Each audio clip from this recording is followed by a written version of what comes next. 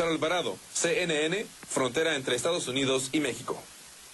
Para muchos analistas dentro y fuera de Estados Unidos, la posible llegada de Donald Trump a la Casa Blanca es ya una amenaza que hace sonar todas las alarmas. Otros creen que es la única opción para romper con la inercia política que dicen los ha dejado en el olvido. Para analizar estas posibilidades me acompaña esta noche en el estudio José Luis de la Cruz, director del Instituto para el Desarrollo Industrial y el Crecimiento Económico. ¿Cómo estás, José Luis? Gracias por estar con nosotros.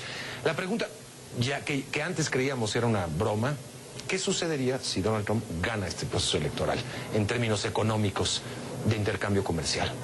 Bueno, yo creo que sí debemos entender que representa un cambio estructural en el sentido de cómo se ha llevado la relación México-Estados Unidos. Es decir, normalmente se ha privilegiado este intercambio comercial a través del Tratado de Libre Comercio de América del Norte. Ha sido el mecanismo con el que se ha funcionalizado la inversión extranjera directa que llega a nuestro país, las relaciones financieras y hasta cierto punto, aunque no está escrito ahí, de alguna manera cómo hay cierto intercambio laboral.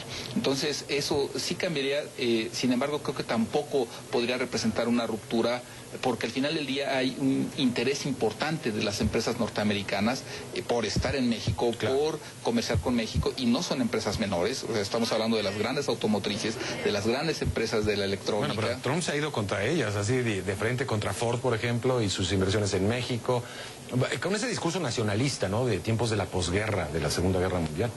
Sí, pero también yo creo que debemos entender que en la parte del Congreso de Estados Unidos, en el Senado de Estados Unidos, pues hay una cantidad importante de republicanos y de demócratas que al final del día también representan los intereses de estas empresas. Muchos de los cambios que él intenta plantear que se realizarían tienen que pasar por el Congreso de Estados Unidos, y entonces me parece que ahí es en donde vendría un filtro.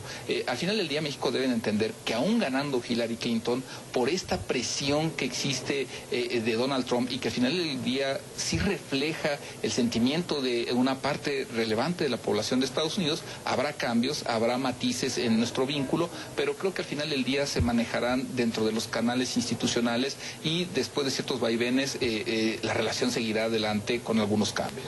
Toda la vida, José Luis, se ha tratado de decir, bueno, es que México tiene que diversificar sus exportaciones, tiene que ampliarse a otros lados del mundo. Ha sido una quimera. La realidad sigue siendo que Estados Unidos es nuestro principal socio comercial por mucho, de una manera totalmente desequilibrada. Más del 80% de nuestras exportaciones van para allá. Como que falta, me lo decías antes de cámara, un modelo de país. O sea, como que México debería preocuparse más por México que por lo que sucede en Estados Unidos. Pero yo creo que hay que entender dos elementos aquí.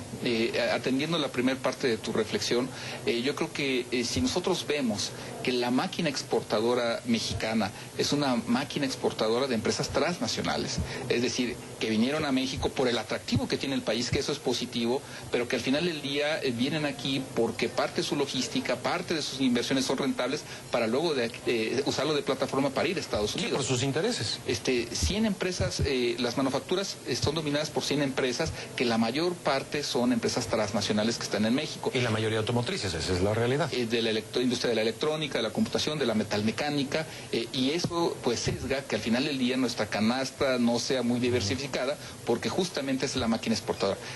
Y incorporando la segunda parte de tu reflexión de qué es lo que tiene que hacer México, al final del día nosotros lo que tenemos que generar es también una base de empresas mexicanas que en el principio convivan con estas empresas transnacionales, pero en donde los objetivos sean justamente no nada más ir al mercado de Estados Unidos, ir a otros mercados, pero ahí lo que nos ha faltado, lo que nos ha fallado es generar esta base empresarial de medianas, grandes empresas y aún pequeñas que tengan la capacidad también de salir al mundo a exportar. Más allá de las materias primas, me refiero al sector energético, eso...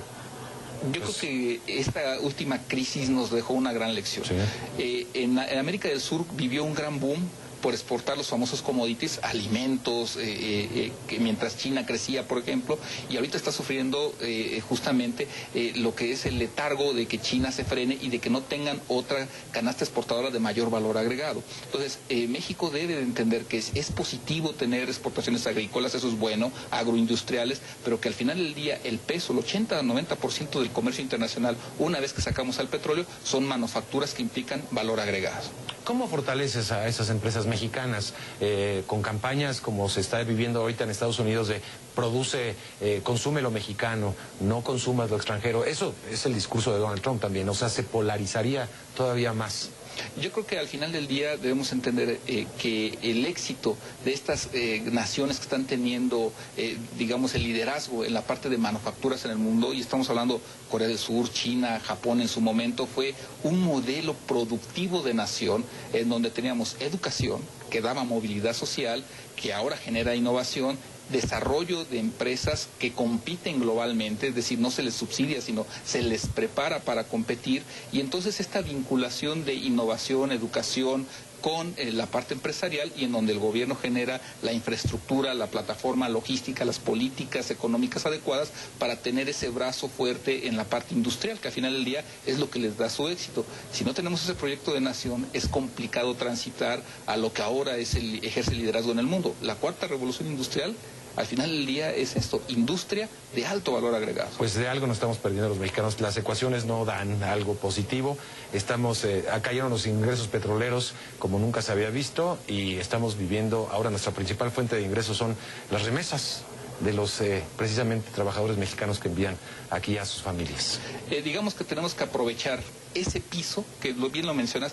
Remesas es algo que llegan 24 mil millones de dólares al año, depende cómo fluctúen. Turismo, que es bueno que llegue eso, sí. Pero al final del día lo que tenemos nosotros que preparar es el paso que no hemos dado, es volvernos una potencia de manufactura de mayor valor agregado. Es decir, no nos sirve ser el líder en la producción de pantallas planas cuando el componente nacional es el 1 o 2% de eso. Necesitamos ir por el resto de la cadena productiva, y es ahí en donde parece que hemos perdido el paso, y los últimos 30 años no han sido suficientes para generar encadenamientos productivos. Pues ojalá, y bueno, gane quien gane, creo que deja muchas lecciones. Muchas gracias. Gracias, José Luis, por estar con nosotros. Gracias por la invitación. Hasta pronto. Vamos a hacer una pausa. En Morelos, la Fiscalía no cree que